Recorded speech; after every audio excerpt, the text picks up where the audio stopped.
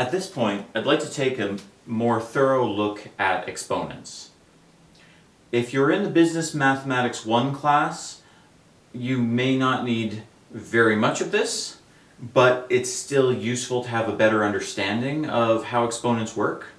If you are going on to Business Mathematics 2, which deals with investments including compound interest, then exponents become an important part of that course. So it's great for you to see it here early, and then hopefully when you see it again in the following course, it will have stuck a bit and make some more sense.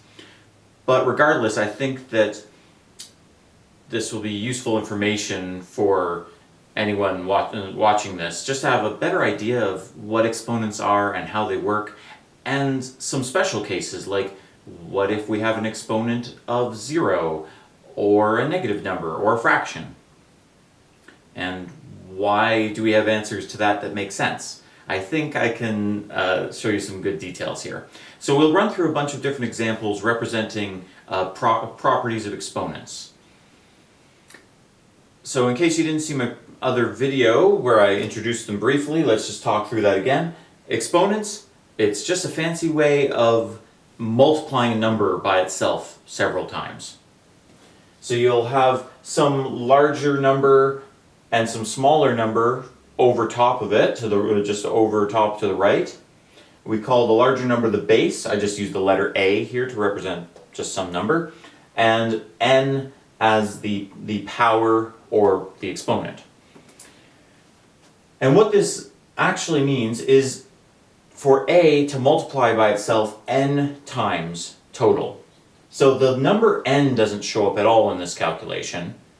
It is that there are n a's. So a times a times a times a, for however much n is.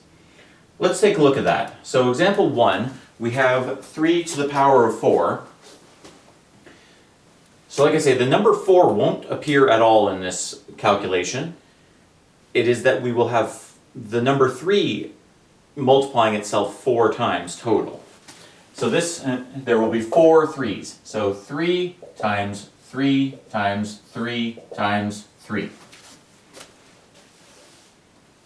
So 3 to the power of 4 is 3 times 3 times 3 times 3. So there's 4 3's.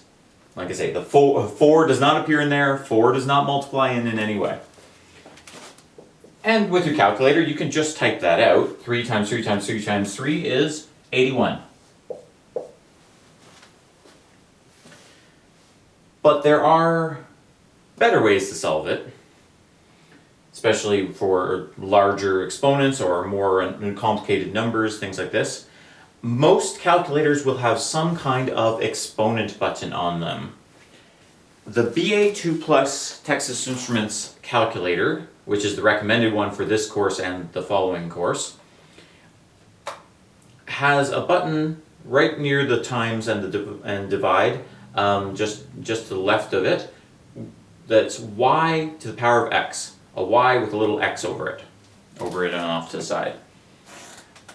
So you can use that button here. So let me just show you how. You would, in this case, for this question, you would type 3, then you would hit the y to the x button, and then you would put in your exponent, in this case 4, and hit the equals button. And that should give you 81. Go ahead and try it now. You can pause if you need to. You should definitely try some of these along with me just to get familiar with it, because a few of the questions I'll be showing you, there are slight tricks to the order you need to enter the information to make sure it comes out correct in the question. So yes, you might have a button like y to the x. If you have the BA2 Plus, that's what it looks like. Some people might have a button. If you have a different calculator, you might or on other systems, you might see this caret symbol, a little up, sort of a little up arrow. That's often how you might need to do this calculation if you are also just doing it with a computer on a keyboard. So some of the symbols you can use to put in here to say, oh, 3 to the power of 4. Or you can do it with the caret, 3 to the power of 4.